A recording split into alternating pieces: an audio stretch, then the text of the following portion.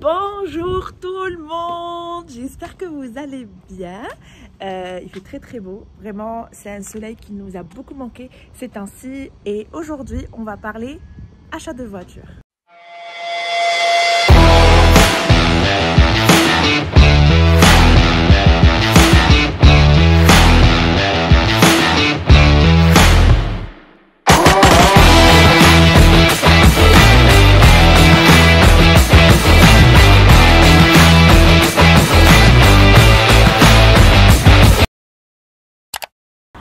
Alors, pour acheter une voiture, ce qu'il faut savoir, c'est que vous avez trois options. La première option, c'est d'acheter une voiture de chez un particulier. Donc, tout simplement, on va aller sur les sites d'annonces, Kijiji, Marketplace, on va voir l'annonce qui nous convient, on va contacter la personne qui vend sa voiture, on lui donne son cash et on prend notre voiture. La deuxième option, c'est d'aller chez des concessionnaires de voitures qui vendent des voitures usées. Donc, ce sont en fait des concessionnaires qui ont généralement un large choix de voitures qui sont usées de différentes marques. Vous choisissez celle qui vous convient. Et la troisième option, c'est d'aller chez une maison de voitures. Donc, surtout si vous connaissez la marque de voiture que vous cherchez exactement, c'est mieux d'aller chez la maison de voitures. À ce moment-là, vous aurez le choix entre choisir une voiture neuve ou une voiture usée de la marque de votre choix. L'avantage d'achat chez un particulier, c'est surtout pour les nouveaux arrivants parce que généralement, on n'a pas un gros budget. Donc, on va aller par exemple vers une voiture qui est usée. On achète notre voiture en cash, donc il n'y a pas de casse-tête derrière. Il n'y a pas d'approbation, de pré-approbation chez une banque ou quoi que ce soit. Tu choisis la voiture que tu veux, tu contactes le vendeur, tu lui donnes le cash et tu prends ta voiture. And that's it, that's all.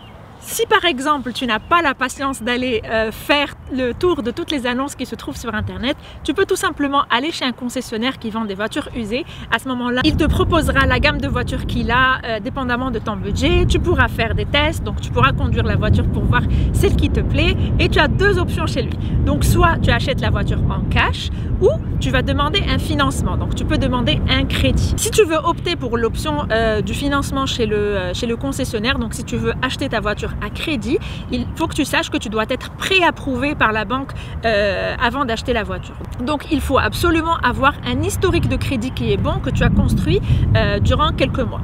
Ce qu'on comprend, c'est tout simplement très difficile, voire même impossible pour les nouveaux arrivants d'acheter une voiture à crédit dès le premier jour. Il faut attendre quelques mois pour vraiment construire son crédit. Donc par exemple, utiliser sa carte de crédit parce que comme je vous ai dit la dernière fois, la dernière vidéo, plus tu utilises ta carte de crédit, plus ton historique de crédit se construit. Donc dès que tu vois que tu as un score ou un credit score qui est quand même assez fort, tu peux aller demander une voiture à crédit. Et la troisième option, c'est surtout si tu connais la marque de voiture que tu veux, tu vas aller te diriger vers une maison de voiture et à ce moment-là, encore une fois, tu as trois options. Soit tu l'achètes en cash, soit tu l'achètes à crédit, exactement comme chez le concessionnaire de voiture, ou tu peux acheter en leasing. Alors, la différence entre le leasing et le financement, donc l'achat à crédit, c'est que si par exemple tu es une personne qui veut changer de voiture chaque 5 ans ou chaque 3 ans par exemple, ou tu veux toujours avoir le dernier modèle de voiture, je pense que l'option de leasing est vraiment la meilleure pour toi parce que ça revient moins cher que si tu achètes à crédit. Maintenant, si tu achètes ta voiture en leasing, ça veut dire que cette voiture-là, elle ne t'appartient pas. C'est un peu comme si tu louais la voiture au fait de chez le concessionnaire. Donc, tu prends une voiture toute neuve, modèle 2021, en leasing, tu te mets d'accord avec ton concessionnaire en combien d'années par exemple est-ce que ton contrat de leasing va durer et combien de kilométrage tu veux faire par exemple en 5 ans ou en 3 ans et après ces 3 ans ou 5 ans, tu vas rendre la voiture et tu reprends le modèle neuf ou alors si tu veux, tu peux complètement changer de marque. Si tu prends la voiture à crédit, sache que dès le premier jour, cette voiture, elle t'appartient. C'est vrai que les mensualités, elles sont plus hautes que si tu le prends en leasing, mais voilà, je pense que le financement, c'est plutôt pour les personnes qui aiment garder leur voiture plus que 5 ans et voilà, donc dès que tu finis par exemple ton crédit, tu pourras la garder, la vendre, en faire ce que tu veux. Donc ce que je veux vraiment vous dire, c'est que surtout si vous voulez prendre une voiture neuve, il est intéressant peut-être de comparer les deux options entre l'achat à crédit ou l'achat en leasing, parce que il n'y a pas vraiment d'option parfaite, mais tout dépend de votre besoin, tout dépend de votre façon de consommer, de votre personnalité. Je peux vous laisser peut-être en barre d'infos une vidéo pour vous expliquer la comparaison entre l'achat à crédit ou l'achat en leasing. Mais voilà, c'est quelque chose à considérer. Je ne l'ai pas mentionné tout à l'heure, mais évidemment pour acheter une voiture, il faut absolument avoir un permis canadien. L'histoire du permis ici au Canada, elle diffère d'une province à une autre. Chaque province a ses propres conditions, ses propres restrictions.